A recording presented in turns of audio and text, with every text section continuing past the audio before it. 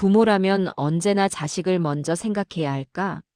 우리 사회는 그렇게 가르쳐 왔다.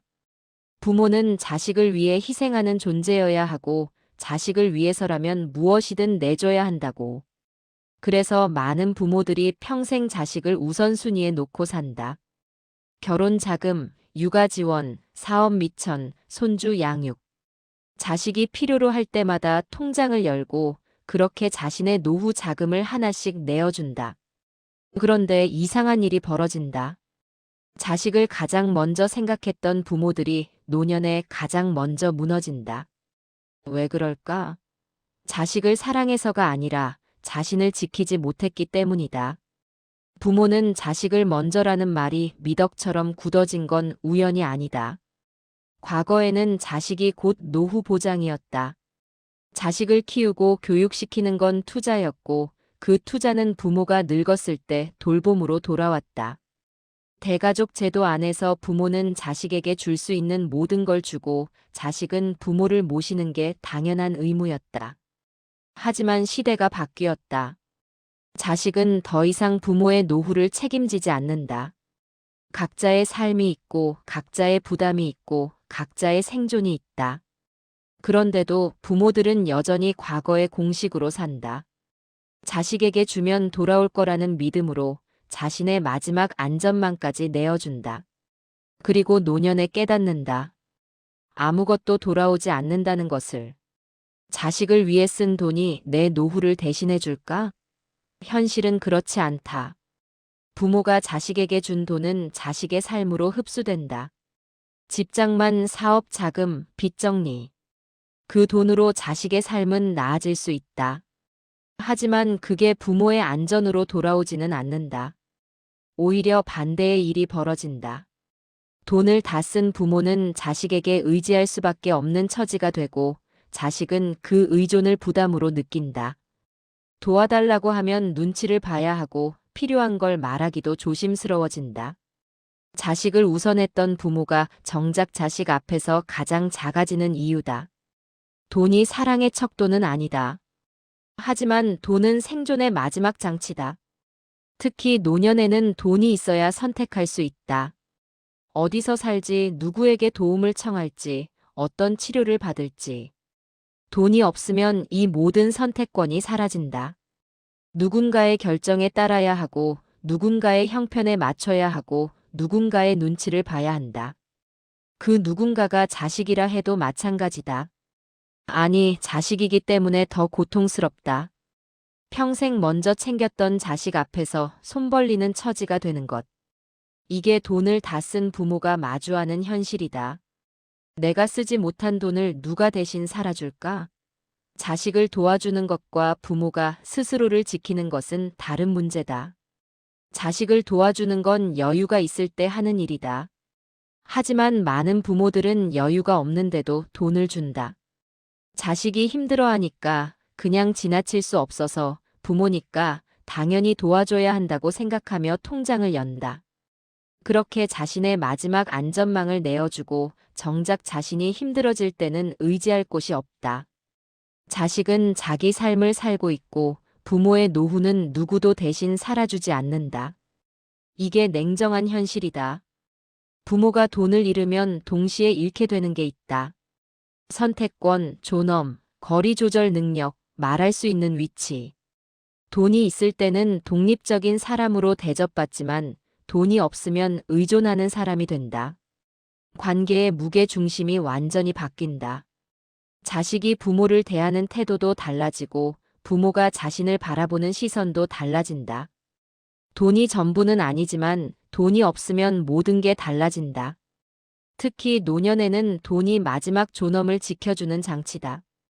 이걸 자식을 위해 다 쓰면 부모는 스스로를 지킬 방법을 잃는다.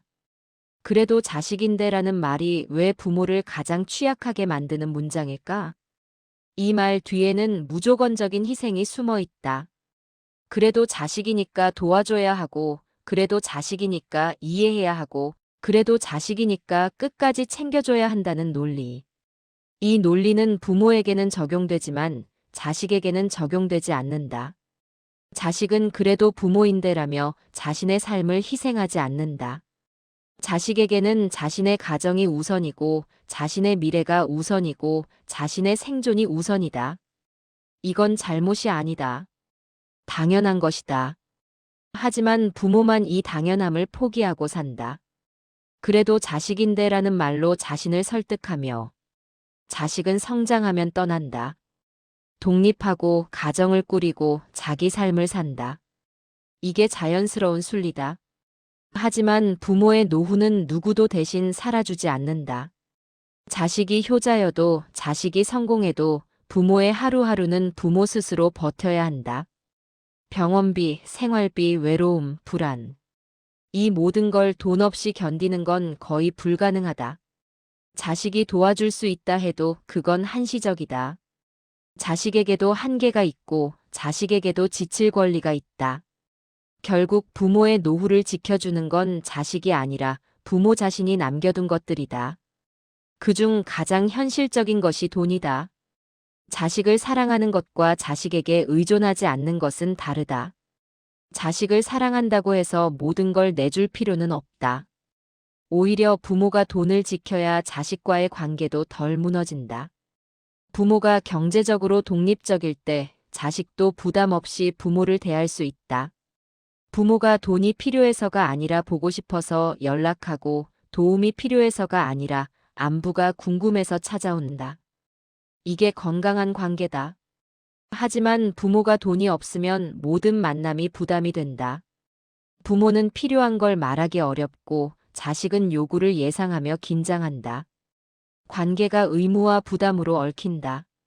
노후에 돈이 없을 때 생기는 감정은 단순한 불편함이 아니다.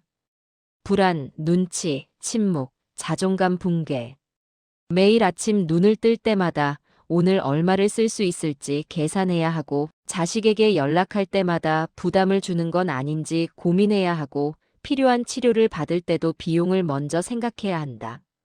이런 상태에서는 삶이 아니다. 그저 버티는 시간일 뿐이다. 자식을 위해 돈을 다 썼다고 해서 자식이 이 고통을 대신해주지 않는다. 효자라 해도 부모의 불안과 자존감 붕괴를 막아줄 수는 없다. 그건 부모 스스로 감당해야 하는 무게다. 부모의 마지막 안전망은 무엇이어야 할까? 자식이 아니다. 돈이다. 이 말이 차갑게 들릴 수 있다. 부모 자식 간의 정을 돈으로 계산하는 것처럼 보일 수 있다. 하지만 이건 계산이 아니라 현실이다. 자식이 아무리 효도하고 싶어도 자식에게도 한계가 있다. 자식에게도 가정이 있고 경제적 부담이 있고 감당할 수 있는 선이 있다.